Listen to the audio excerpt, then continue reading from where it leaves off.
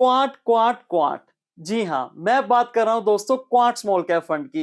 एक टाइम पे small cap category के अंदर ये सुपरस्टार माना जाता था इस फंड को, जो फंड सबसे फास्ट रिटर्न देता था। लेकिन आज वही फंड अपनी अंडर परफॉर्मेंस की वजह से सभी जगह चर्चा का विषय बना हुआ है। पिछले कुछ समय के अंदर रिटर्न्स काफी स्लो हो गए हैं, अपने बेंचमार्क से पीछे रह गया है, अपनी कैटेगरी एवरेज से भी पीछे चल रहा है। और वही बहुत सारे सवाल खड़े हो रहे हैं इस फंड के ऊपर। क्या क्वांट का मैजिक बिल्कुल खत्म हो गया है? क्या इस फंड से एग्जिट कर लेना चाहिए? क्या मैं अपनी एसआईपी को स्टॉप कर दूं? तो ऐसे बहुत सारे सवाल। अगर आप इन सारे सवालों के जवाब चाहते हैं तो आपको इन 5 मेजर रीजंस को समझना पड़ेगा जो इस फंड की गिरावट के पीछे हैं। सो बिना देरी के वीडियो को शुरू करते हैं। नमस्कार दोस्तों, मैं हूं अंकुर और आप देख रहे हैं फाइनेंशियल सफर। सबसे पहले हम इसके पोर्टफोलियो को एक बार देख लेते हैं ताकि हमें एक बेसिक अंडरस्टैंडिंग हो जाए, एक बेसिक आइडिया मिल जाए कि आखिर जो प्रॉब्लम हो रही है फंड के अंदर वो कहां से पैदा हो रही है। तो अगर हम इसकी टोटल मार्केट कैप की अगर हम बात करें तो वो 27,000 करोड़ के आसपास का है। और इक्विटी होल्डिंग की अगर हम बात करें तो लार्ज कैप के अंदर लगभग 24.5%, मिड कैप के अंदर 4.25% और स्मॉल कैप के अंदर लगभग 70% के आसपास की इसकी पैसे को एलोकेट किया हुआ है। जो टॉप सेक्टर्स हैं इस फंड के अंदर, financial sectors, services, health care और एनर्जी। इसके अलावा अगर हम टॉप होल्डिंग्स की बात करते हैं तो रिलायंस इंडस्ट्री के अंदर अच्छा खासा इन्होंने पैसा लगा रखा है, 9.5% के आसपास। उसके बाद जियो फाइनेंशियल सर्विसेज लिमिटेड, उसके बाद आरबीएल बैंक। ये टॉप होल्डिंग्स है इस फंड की। दोस्तों ये जो आप डाटा देख रहे हो ये टाइम टू टाइम ना अपडेट होता रहता है, तो जब भी आप अपनी इन्वेस्टमेंट करने जाएं तो एक बार रिसेंट डाटा को अच्छे से चेक कर लीजिएगा। इस टाइम जो स्टॉक के अंदर, इस फंड के अंदर जो स्टॉक्स चल रहे हैं, जो होल्डिंग चल रही है वो 94 के आसपास चल रही है। और अगर हम बात करें तो टॉप 10 स्टॉक्स की, यहाँ पे जो टॉप 10 स्टॉक्स है उसी के अंदर इन्होंने 40% पैसा अपने टोटल मार्केट कैप का लगा रखा है। इसके अलावा रिटर्न्स की अगर बात करें तो वो तो आपको पता है, इसीलिए आप ये वीडियो देखने आए हुए हो। तो पिछले एक साल के अंदर ये 9 से 10% के आसपास रहा। वहीं जो इसकी कैटेगरी एवरेज थी वो 15 से 16 के बीच में रही, यानी कि ये अपनी कैटेगरी से भी 5 से 6% पीछे चल रहा था। और अगर 2 साल की बात करें तो वहां पे भी कुछ खास देखने को नहीं मिल रहा, सेम ही हालात चल रहे थे इस फंड के। अगर 3 साल के अंदर हम रिटर्न्स की बात करें तो फिर देखा जा सकता है कि ये अपनी कैटेगरी एवरेज के थोड़ा इक्वल रिटर्न्स दे पा रहा है। तो दोस्तों ये तो थी रिटर्न्स की बात। लेकिन अभी मैं एक चीज और आपको बताने वाला हूं। आपने यहाँ पे क्या देखा, 94 स्टॉक। लेकिन अगर हम इसके कंपैरिजन के अंदर इसके दूसरे स्मॉल कैप कैटेगरी के फंड्स को देखते हैं, जैसे निपॉन को या फिर बंधन स्मॉल कैप फंड्स को, तो वहां पे आपको 240 से लेके 250 स्टॉक का पोर्टफोलियो मिलता है, यानी कि फुल डाइवर्सिफाइड। लेकिन यहाँ पे आपको 94 स्टॉक मिल रहे हैं। ऊपर से जो टॉप 10 स्टॉक है उसी के अंदर 40% पैसा लगा रखा है, यानी कि फुली कंसंट्रेटेड। इसीलिए मैं अक्सर कहता हूं कि जब भी आप एक फंड को चूज कर रहे हो तो सिर्फ रिटर्न मत देखिए, उस फंड का पोर्टफोलियो देखिए, ताकि आपको पता चल जाए क्या उसके अंदर जो स्टॉक्स हैं वो आपके रिस्क एपेटाइट के साथ मैच करते हैं या फिर नहीं। तो चलिए, ये तो थी पोर्टफोलियो के बाद। अभी हम देखते हैं इस फंड की स्ट्रेटेजी के बारे में। यहां पर ना सबसे पहले आपको एक चीज समझनी पड़ेगी। देखिए, ये जो म्यूचुअल फंड है, क्वांट म्यूचुअल फंड, ये कोई नॉर्मल म्यूचुअल फंड नहीं है। ये बाय एंड होल्ड टाइप वाला फंड नहीं है। ये highly aggressive fast moving strategy को फॉलो करता है। अगर हम इसको आसान भाषा के अंदर समझे तो ये फंड कॉन्स्टेंटली स्टॉक्स को चेंज करता रहता है। इसके अंदर जो सेक्टर रोटेशन है वो भी नॉर्मल फंड से काफी फास्ट है और मार्केट के ट्रेंड के हिसाब से ये मूव करता रहता है।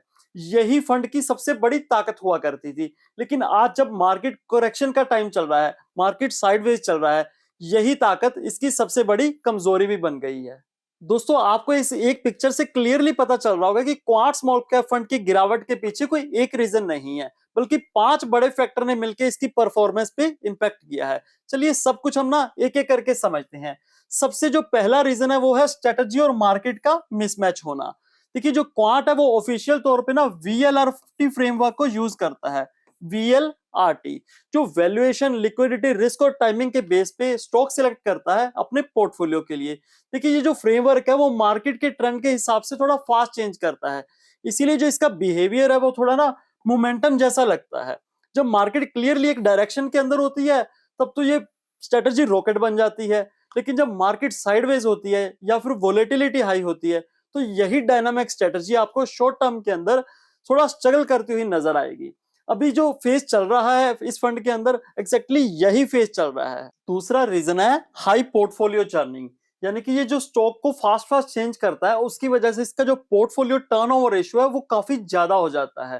तो बुल मार्केट के अंदर तो ये काफी अच्छा रिटर्न देता है, लेकिन जैसे ही मार्केट के अंदर करेक्शन आता है तो वैसे ही ये उतनी ही स्पीड से ये डाउन साइड भी आ जाता है। तो इस फंड के अंदर नेचुरली अप्स एंड डाउन ज्यादा होते हैं। अगर हम तीसरे रीजन की बात करें तो सेक्टर बेट्स का रिवर्स हो जाना।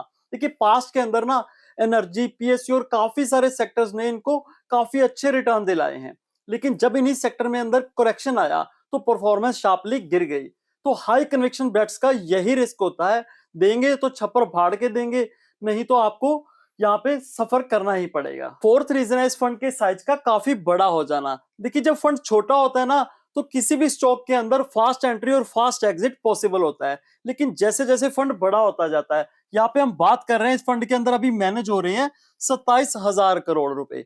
जब 27,000 करोड़ जैसा बड़ा एयूएम होता है तो उसकी वजह से जो स्टॉक स्मॉल कैप स्टॉक्स के अंदर एंट्री और एग्जिट लेना थोड़ा मुश्किल हो जाता है, जिसकी वजह से जो टाइमिंग का एडवांटेज मिलता था ना उसका लॉस हो रहा है। इसके अलावा बड़े एयूएम का और एक इम्पैक्ट पड़ रहा है। देखिए जब फंड इतना बड़ा होता है ना तो उसकी सेफ्टी के लिए और इतने बड़े कैश को पार्क करने के लिए लार्ज कैप स्टॉक्स का सहारा लेना पड़ता है। जैसे कि हमने इसके फंड के पोर्टफोलियो के अंदर देखा था, आपको याद होगा 24.5% के करीब करीब वहां पे पैसा एलोकेट किया हुआ है लार्ज कैप स्टॉक्स के अंदर। तो जिसकी वजह से जो अग्रेसिवली स्मॉल कैप रिटर्न होती है ना वो थोड़े डाइल्यूट हो रहे हैं। दोस्तों यहाँ पर मैं आपको एक छोटी सी क्लैरिटी देना चाहूंगा।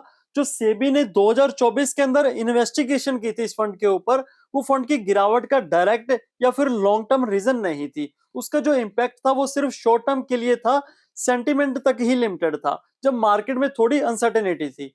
लेकिन जो आज हम गिरावट देख रहे हैं उसका जो मेन रीजन है वो मार्केट का करेक्शन, इसके अलावा एयूएम का बड़ा साइज, स्मॉल कैप के लिक्विडिटी चैलेंजेस और इसके अलावा इस फंड की जो हमने देखी स्ट्रेटजी। एक लाइन में अगर मैं आपको अपना ओपिनियन देना चाहूं तो मुझे ये फंड खराब नहीं लग रहा। मार्केट का जो एनवायरनमेंट है वो चेंज हो गया है और जब स्ट्रेटजी और मार्केट का साइकिल मिसमैच हो जाता है तो टेम्परेरीली अंडर परफॉर्मेंस होना नॉर्मल सी बात है। दोस्तों अभी हम बात करते हैं इस वीडियो के एक और इंपॉर्टेंट पार्ट के ऊपर कि आखिर इन्वेस्टर्स को क्या करना चाहिए।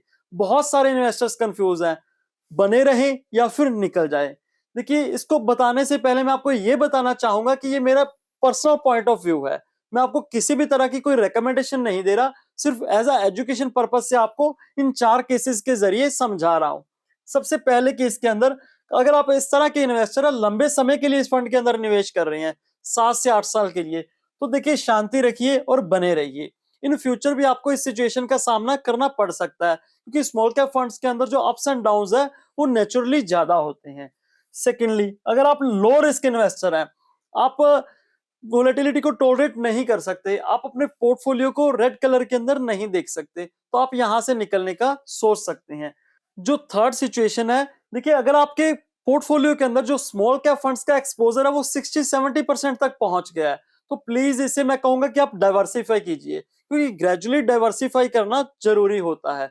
तो अगर आपको क्वांट अच्छा नहीं लग रहा और ऊपर से जो आपका स्मॉल कैप का एक्सपोजर भी ज्यादा है तो आप क्वांट से एग्जिट कर सकते हैं। इसके अलावा अगर एक आप नए इन्वेस्टर है, आप फ्रेश इन्वेस्टमेंट करने का इसके अंदर सोच रहे हैं, तो इस सिचुएशन के अंदर आप लमसम एंट्री को अवॉइड कर सकते हैं। आप अपने पैसे को ना टुकड़ों में लगाइए, टुकड़ों के अंदर, जैसे कि आप एसआईपी को भी यूज कर सकते हैं या फिर बायो डिप की स्ट्रेटजी को भी यूज कर सकते हैं। दोस्तों क्वांट स्मॉल कैप फंड जो है वो एक हाई बीटा फंड है। जब चलेगा तो सबसे ज्यादा तेज चलेगा, जब गिरेगा तो सबसे ज्यादा गिरेगा। तो इसीलिए मैं हमेशा कहता हूं जब भी आप एक फंड को सिलेक्ट करते हो उसका नाम मत देखिए, उसकी पास्ट रिटर्न मत देखिए, सबसे पहले देखिए अपना गोल, ड्यूरेशन और अपना रिस्क कैपेसिटी, उसके बाद ही किसी फंड को सिलेक्ट कीजिए। तो जैसे आज हमने क्वांट स्मॉल कैप फंड के बारे में बात की, वैसे ही रिसेंटली मोतीलाल ओसवाल के मिड कैप के अंदर काफी सारी गिरावट हुई है। अगर आप उस गिरावट के रीजंस को समझना चाहते हो, आप मोतीलाल ओसवाल के मिड कैप को समझना चाहते हो, तो आपकी स्क्रीन के ऊपर आपको एक वीडियो नजर आ रही होगी, उसके ऊपर क्लिक कीजिए, मैं आपको वहीं मिलता हूं। आज की वीडियो आपको कैसे लगी, आपकी क्या राय है? क्या आप होल्ड करने जा रहे हैं क्वांट स्मॉल कैप फंड को या फिर एग्जिट करने का सोच रही हैं? मुझे कमेंट में जरूर बताइएगा। अगर वीडियो अच्छी लगी हो तो लाइक के साथ साथ सब्सक्राइब का बटन भी दबा दीजिएगा। जल्द मिलेंगे नेक्स्ट वीडियो के अंदर, तब तक के लिए कीप इन्वेस्टिंग, हैप्पी इन्वेस्टिंग।